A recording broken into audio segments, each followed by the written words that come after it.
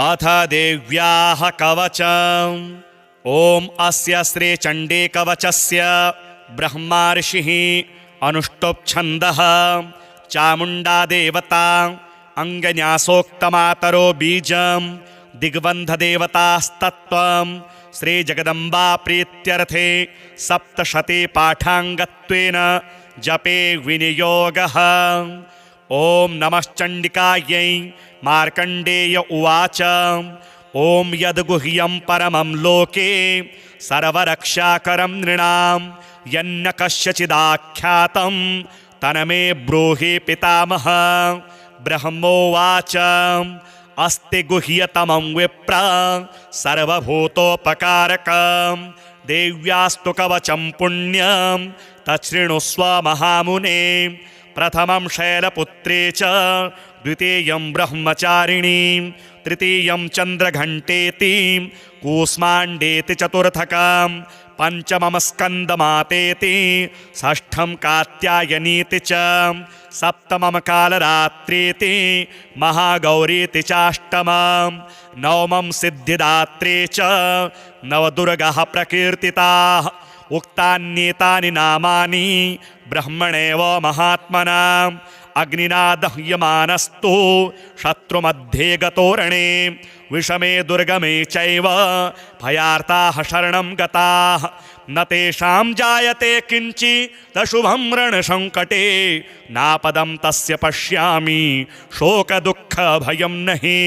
यस्तु भक्त्या स्मृता नूनं तेषां वृद्धिः प्रजायते ये त्वां स्मरन्ति देवेशे रक्षसे तान्न संशयः।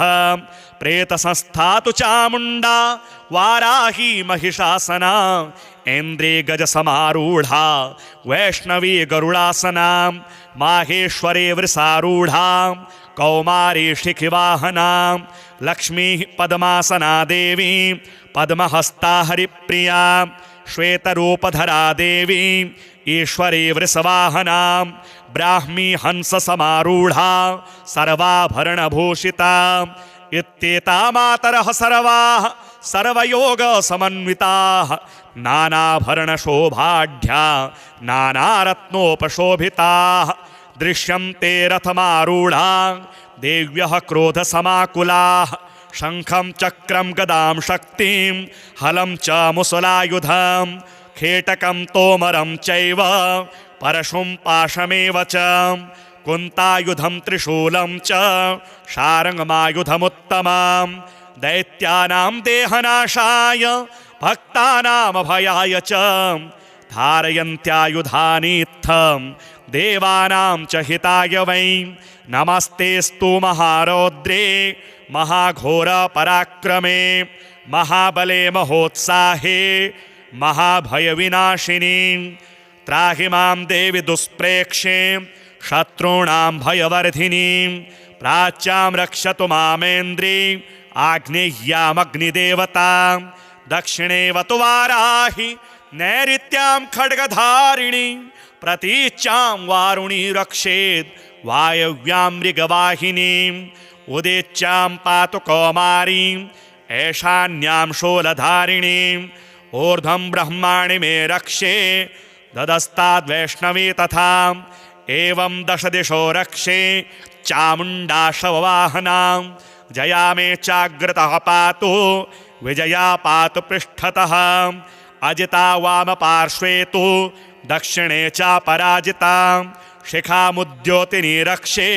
दुमामूर्ध्नि व्यवस्थिता मालाधरी ललाटे च भ्रुवो रक्षेद् यशस्विनी त्रिनेत्रा च भ्रुवोर्मध्ये यमघण्टा च नासिके शङ्खिनी चोक्षुषोर्मध्ये श्रोत्रयोर्द्वारवासिनी कपोलोकालिका रक्षेत् कर्णमूले तु शाङ्करी नासिकायां सुगन्धा च उत्तरोष्टे च चर्चिका अधरे चामृतकला जिह्वायां च सरस्वती दन्तान् रक्षतु कौमारी कण्ठदेशे तु चण्डिका घण्टिकां चित्रघण्टा च महामाया च तालुके कामाक्षी चिबुकं रक्षेत् वाचं मे सर्वमङ्गला ग्रीवायां भद्रकाली च पृष्ठवंशे धनुर्धरी नीलग्रीवावहिः कण्ठे नलिकां नलकूबरीं स्कन्धयोः खड्गिनी रक्षेत् बाहू मे वज्रधारिणीं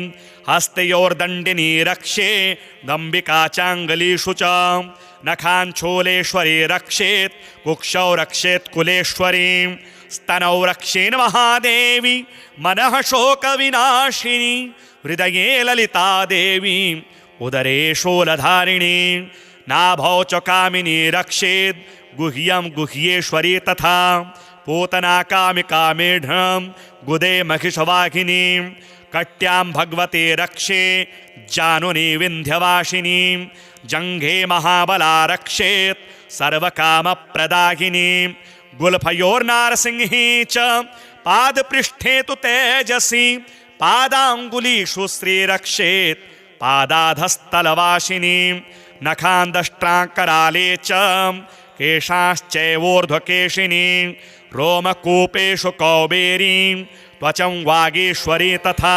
रक्तमज्जावसामांसान् यस्ति वेदांसि पार्वती अन्त्राणि कालरात्रिश्च पित्तं च मुकुटेश्वरी पद्मावती पद्मकोशे कफे चूडामणिस्तथा ज्वालामुखी नखज्वाला मभेद्या सर्वसन्धिषु शुक्रं ब्रह्माणि मे रक्षे छायां छत्रेश्वरी तथा अहङ्कारं मनोबुद्धिं रक्षेन् मे धर्मधारिणी प्राणापानो तथा व्यान मुदानं च समानकं वज्रहस्ता च मे रक्षेत् प्राणं कल्याणशोभनां रसे रूपे च गन्धे च शब्दे स्पर्शे च योगिनी सत्त्वं रजस्तमश्चैव रक्षेन्नारायणी सदा आयु रक्षतु वाराही धर्मं रक्षतु वैष्णवीं यशः कीर्तिं च लक्ष्मीं च धनं विद्यां च चक्रिणी गोत्रमिन्द्राणि मे रक्षेत्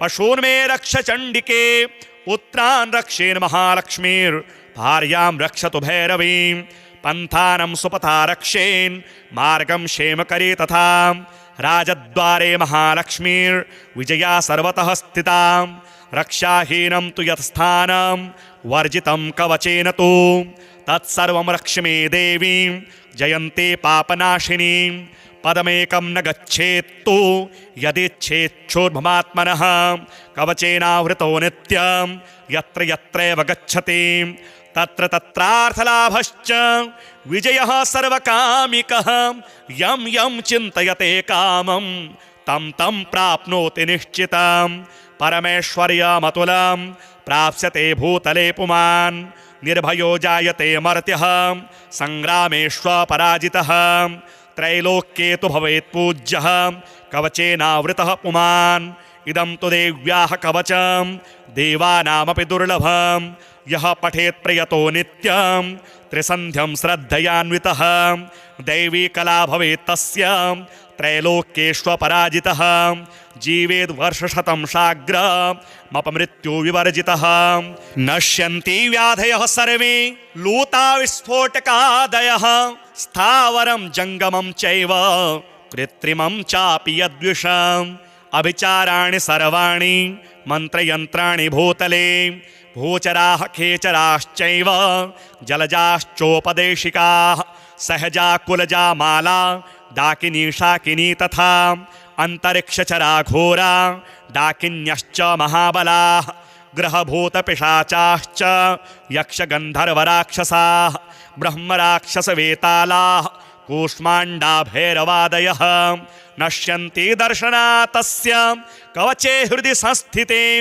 मानोन्नतिर्भवेद्राज्ञ स्तेजोवृद्धिकरं परं यशसा वर्धते सोऽपि कीर्तिमण्डितभूतले जपेत् सप्तशतीं चण्डीं कृत्वा तु कवचं पुरा यावद् भूमण्डलं धत्ते शशैलवनकाननां तावत्तिष्ठति मेदिन्यां सन्ततिः पुत्रपौत्रिकी देहान्ते परमं स्थानं यत्सुरैरपि दुर्लभं प्राप्नोति पुरुषो नित्यं महामाया प्रसादतः लभते परमं रूपं शिवेन सह मोदते।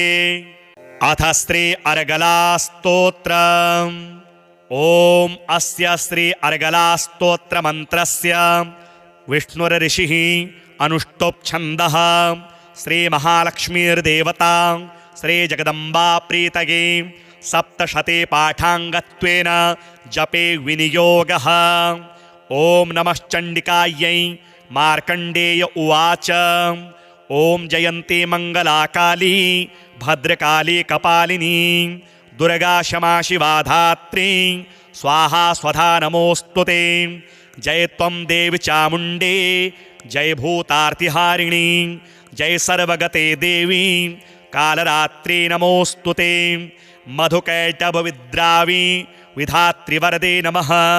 रूपं देहि जयं देहि यशो देहि दिशो जहि महिषासुरनिर्णाशि भक्तानां सुखदे नमः। रूपं देहि जयं देहि यशो देहि दिशो जहि रक्तबीजवधे देवी चण्डमुण्डविनाशिनी। रूपं देहि जयं देहि यशो देहि दिशो जहि शुम्भस्यैव निशुम्भस्य धूम्राक्षस्य च मर्दिनी।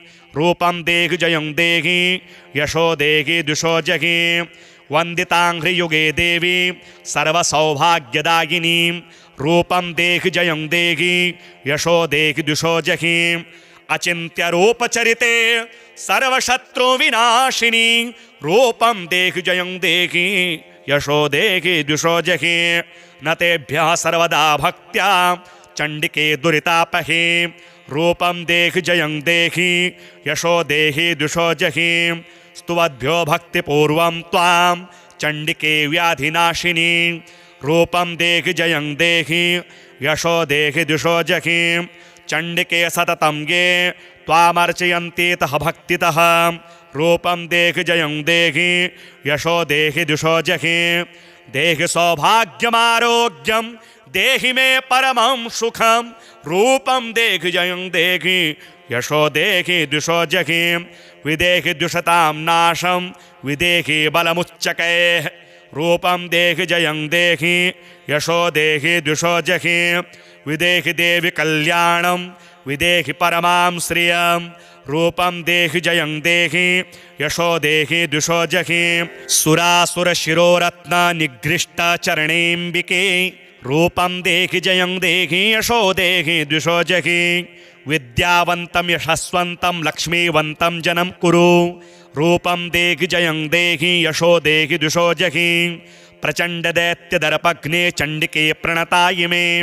रूपं देहि जयं देहि यशो देहि दिशो जहि चतुर्भुजे चतुर्वक्त्र संस्तुते परमेश्वरी। रूपं देहि जयं देहि यशो देहि दिशो जहि कृष्णेन संस्तुते देवी शश्वद्भक्त्या सदाम्बिके। रूपं देहि जयं देहि यशो देहि दिशो जहि हिमाचलसुतानाथ संस्तुते परमेश्वरी। रूपं देहि जयं देहि यशो देहि दिशो जहि इंद्राणी पतिसद्भाव पूजिते परमेश्वरी। रूपं देहि जयं देहि यशो देहि दिशो जहि देवी प्रचंड दोर्दंड दैत्यदर्प विनाशिनी।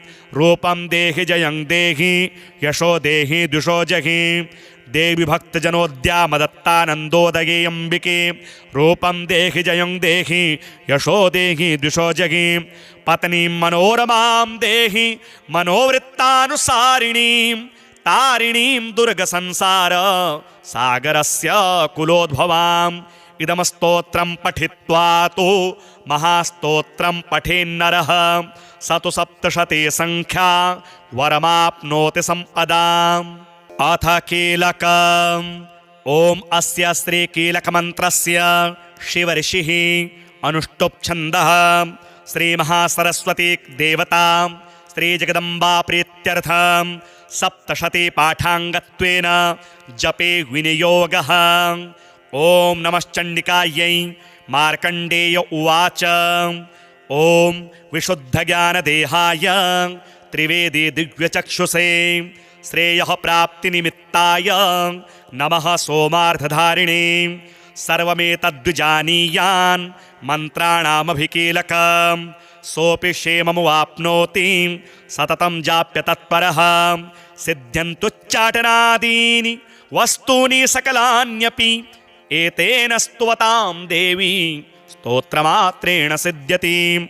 न मन्त्रो नौषधं तत्र न किञ्चिदपि विद्यते विना जाप्येन सिद्ध्येत सर्वमुच्चाटनादिकं समग्राण्यपि सिद्ध्यन्ति लोकशङ्कामिमां हरः कृत्वा निमन्त्रयामास सर्वमेवमिदं शुभं स्तोत्रं वै चण्डिकायास्तु तच्च गुप्तं चकारसः समाप्तिर्न च पुण्यस्य तां यथावन्नियन्त्रणां सोऽपि क्षेममवाप्नोति सर्वमेवं न संशयः कृष्णायां वा चतुर्दश्याम् अष्टम्यां वा समाहितः ददाति प्रतिगृह्णाति नान्यथेषा प्रसीदति इत्थं रूपेण कीलेन महादेवेन कीलितं यो निष्कीलां विधायेनां नित्यं जपति संस्फुटां स सिद्धः स गणः सोऽपि गन्धर्वो जायते नरः न चैवाप्यटतस्तस्य भयं क्वापि